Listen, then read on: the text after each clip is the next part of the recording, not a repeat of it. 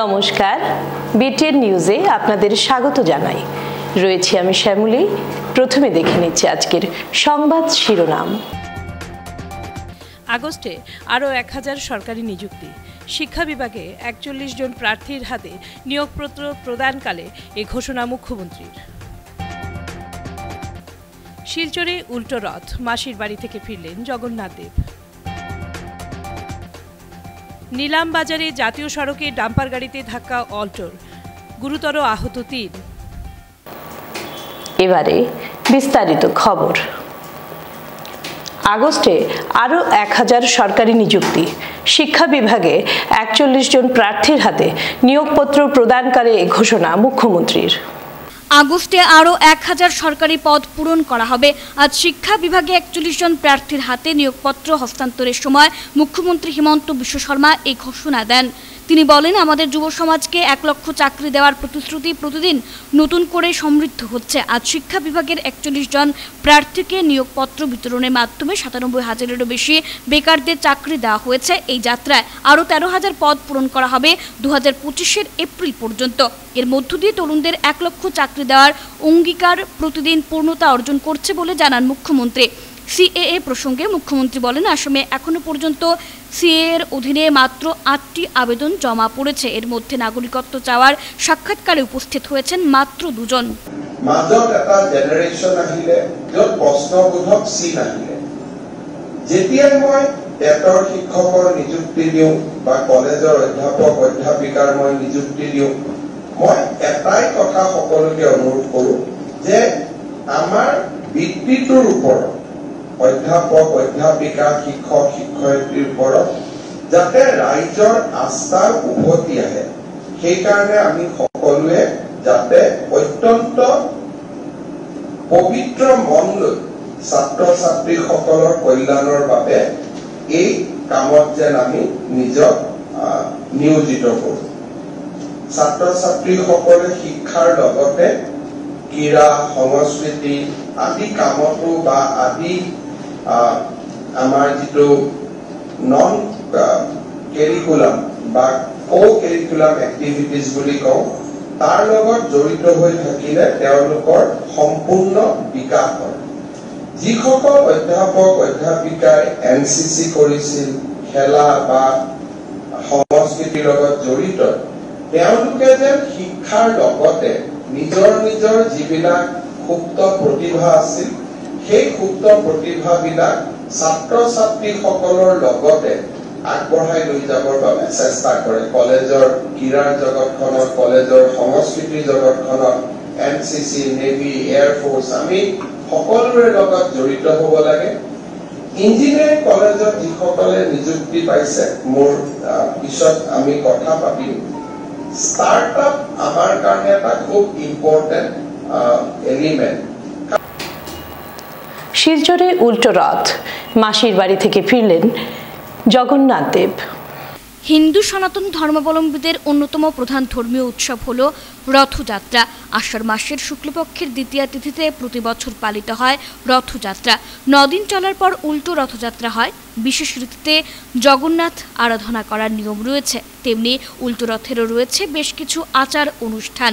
আজ উল্টো রথের দিন মাসির বাড়ি থেকে নিজ ঘরে ফিরলেন জগন্নাথ। প্রথা অনুযায়ী মাসির বাড়ি থেকে পোড়া পিঠে খেয়ে আবার রথে চড়ে বাড়ির পথে রওনা দেন জগন্নাথ দেব। এই যাত্রাকে বলা হয় উল্টো রথ। এদিকে আজ শিলচরেও যথাযোগ্য মর্যাদায় উদযাপিত হয় উল্টো রথ। সুসজ্জিত রথে বসিয়ে দেবতাদের রথ টানা হয়। রথের শীর্ষে রাখা হয় মাধবদের বিগ্রহ। শিলচরে মূলত রাধা মাধব আখড়া, শ্যামসুন্দর আখড়া, ইস্কন, মদনমোহন শিবলিঙ্গ মন্দির, গৌড়ীয় মঠ সহ অন্যান্য ছোট বড় মঠ মন্দিরের উল্টো রথ ভক্তরা টেনে নিয়ে যান। উল্টো রথ যাত্রা শেষে মন্দিরে প্রবেশ করেন দেবদেবীরা। এরপরই রথযাত্রা সম্পন্ন হয়। এদিকে উল্টো রথযাত্রা নিয়ে শহর জুড়ে ভক্তদের মধ্যে ধর্মীয় উন্মাদনা লক্ষ্য করা গেছে।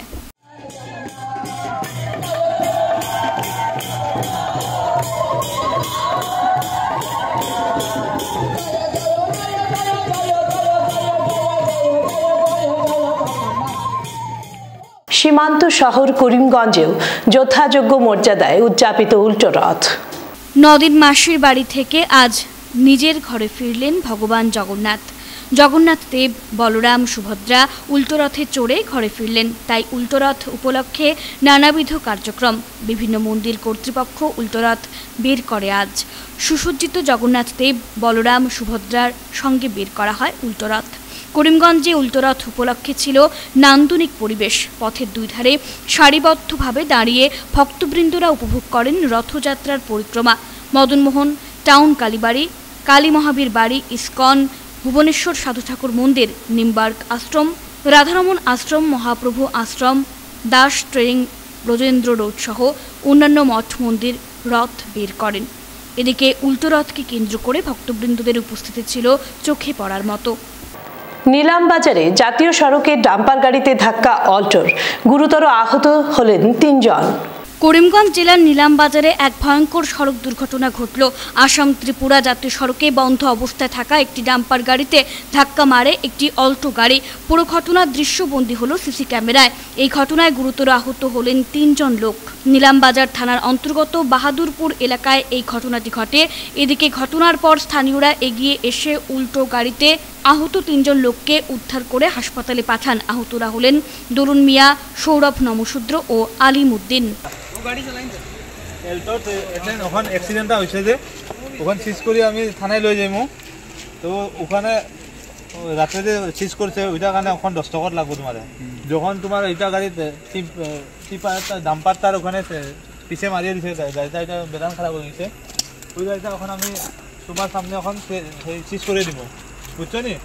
এই তো ওই সাক্ষী ওখানে রাখো তো সাক্ষী তো ওখানে তোমার কারণে এটা সিজালিস ওখানে বনাইছে আমি পিওর। তো ওইটা তোমার 10 টাকা লাগে।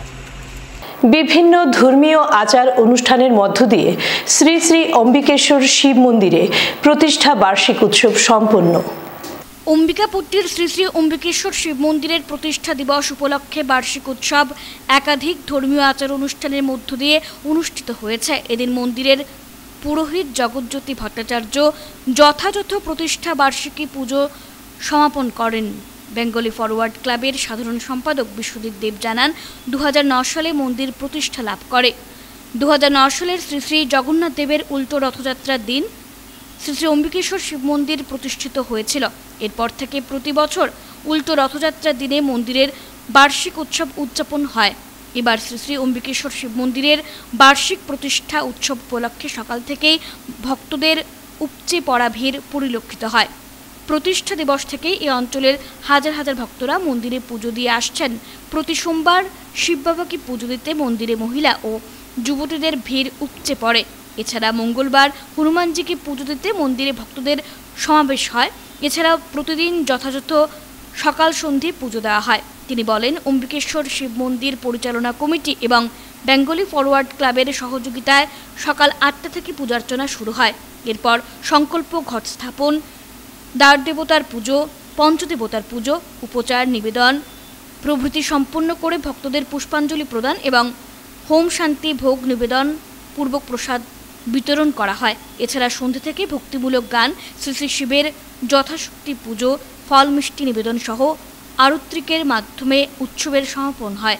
এছাড়া সাংস্কৃতিক অনুষ্ঠান অনুষ্ঠিত হয়। এদিন বার্ষিক উৎসব উপলক্ষে ক্লাবের সভাপতি সুশীল কুমার কর সহ কমিটির কর্মকর্তা ও বেঙ্গলি ফরওয়ার্ড ক্লাবের সদস্যরা পুজোয় সহযোগিতায় ছিলেন। উল্টো রথের দিন আমরা আবার বাৎসরিক পূজা করে থাকি।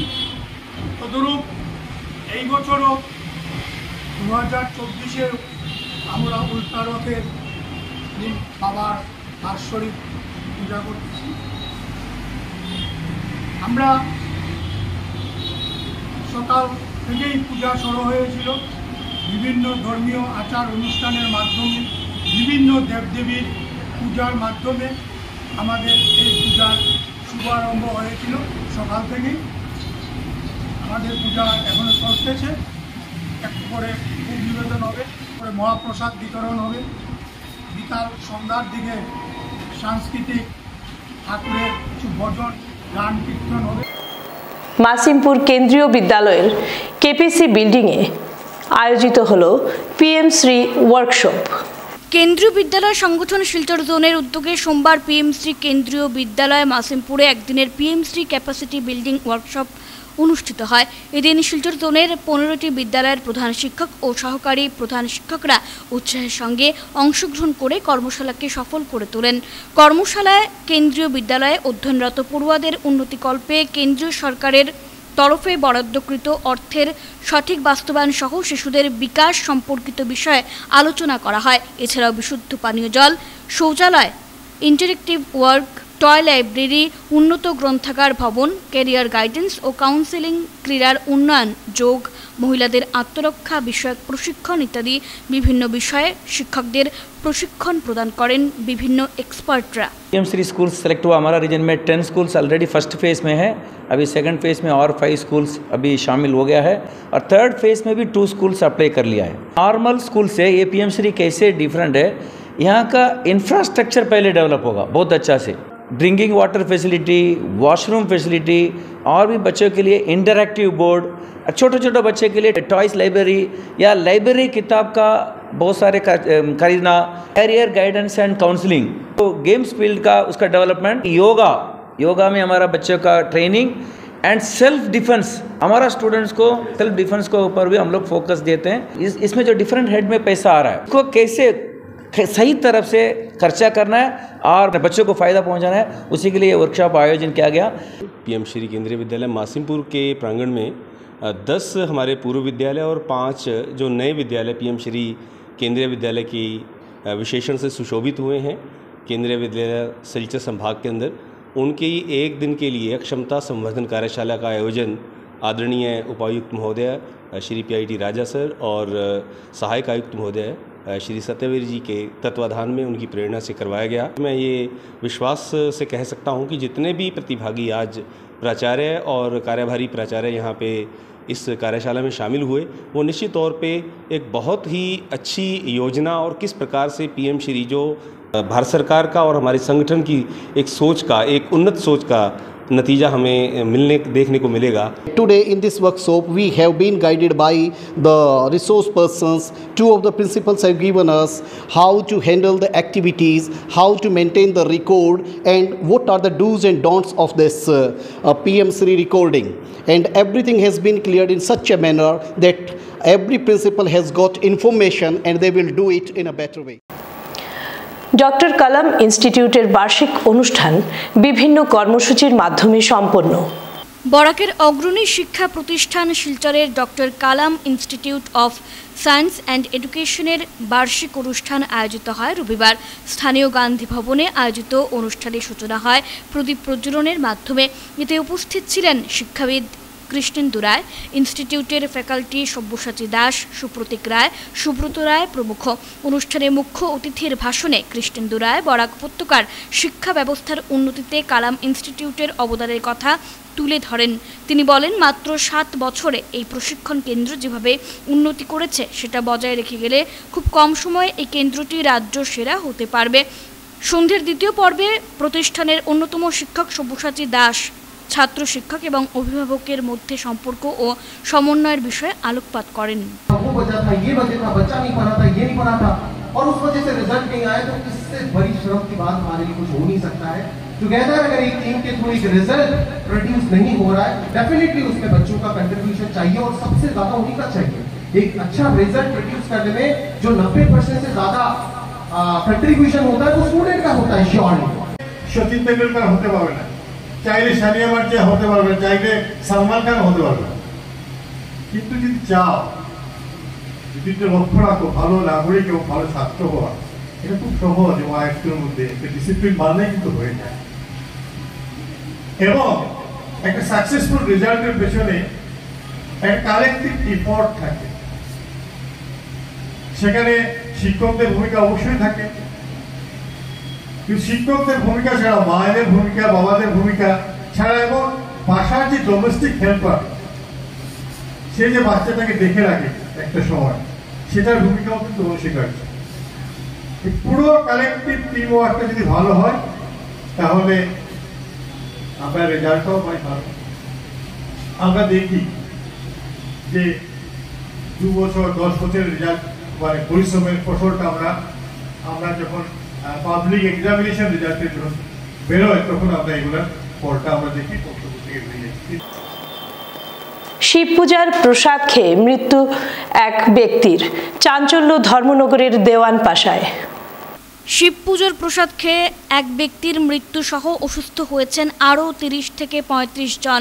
ঘটনার তদন্তে মাঠে নেমেছে ফুড সেফটি দপ্তরের আধিকারিকরা। এতে উদ্ধার হয়েছে প্রসাদ তৈরিতে ব্যবহৃত বিভিন্ন মশলার প্যাকেট সহ অন্যান্য সামগ্রী। ঘটনা উত্তর ত্রিপুরা জেলার ধর্মনগর মহকুমার দেওয়ানপাশা গ্রাম পঞ্চায়েতের 4 নম্বর ওয়ার্ডের অরুণ নাথের বাড়িতে।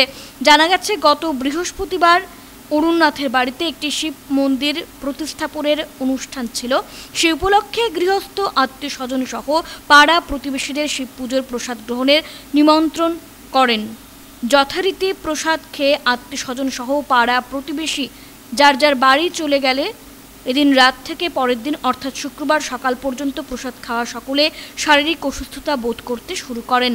তড়িঘড়ি বিভিন্ন এলাকার লোকজন স্থানীয় হাসপাতালে ভর্তি হলে শনিবার রাত আনুমানিক 10টার দিকে ধর্মনগর সাকাইবাড়িস্থিত হেলথ কেয়ার নার্সিং হোমে চিকিৎসাধীন অবস্থায় শৈলেন্দ্র দেবনাথ নামের 59 বছর বয়সী ব্যক্তির মৃত্যু হয়।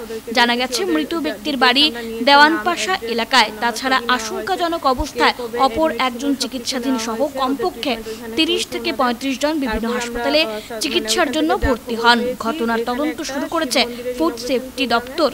সবাই প্রসাদ খেয়েছিল, তো ওদের ভিত্তিতে মানে যেটা আমরা খবর পেয়েছি যে এখানে খেয়ে ওদের শরীর খারাপ হয়েছে। আমরা এখন স্পটে আছি। এখানে যেহেতু বৃহস্পতিবারে প্রোগ্রাম হয়েছে, আমরা এসে এখানে কিছু স্যাম্পল কিছু পাইনি, শুধু এই মশলাগুলো পেয়েছি যেটা ওদের রান্না এটা ইউজ হয়েছে।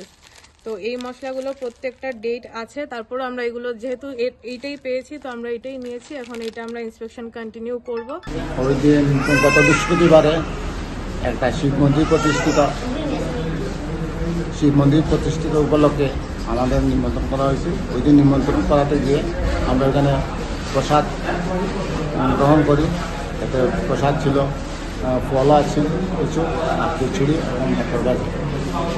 ওই দিন আমরা সব প্রসাদ খেয়ে আসার পরে ওই দিন না, এর পরের দিন সকালবেলা হইতে আমি সহ আমার ফ্যামিলির 4 জন বা অন্য সদস্য আছে এবং আমরা গ্রামের প্রায় হসপিটালে 30 থেকে 40 জন পেশেন্ট উপস্থিত আছে। তাদের চিকিৎসা চলছে। তারা সবেরই পেট খারাপ, বমি, চলছে, মাথা বেদনা, জ্বরও আছে, আরও অনেকই আছে। সন্ধ্যা থেকে অসুস্থ, ধর্মনগর হসপিটাল নিয়ে আসলাম। স্যারে দেখছে, মেডিসিন দিছে, কমেন না। পরের দিন সাকাইবাড়ি লইয়া গেলাম। সাকাইবাড়ি চিকিৎসাধীন অবস্থায় কালকে রাত্রে 10টার দিকে মারা গেছে।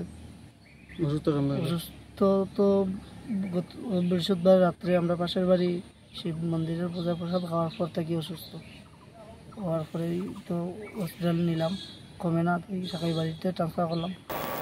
শেষ করার আগে বিশেষ খবর আরও একবার। আগস্টে আরও 1000 সরকারি নিযুক্তি। শিক্ষা বিভাগে 41 জন প্রার্থীর হাতে নিয়োগপত্র প্রদানকালে এ ঘোষণা মুখ্যমন্ত্রীর। শিলচরে উল্টো রথ, মাসির বাড়ি থেকে ফিরলেন জগন্নাথ দেব।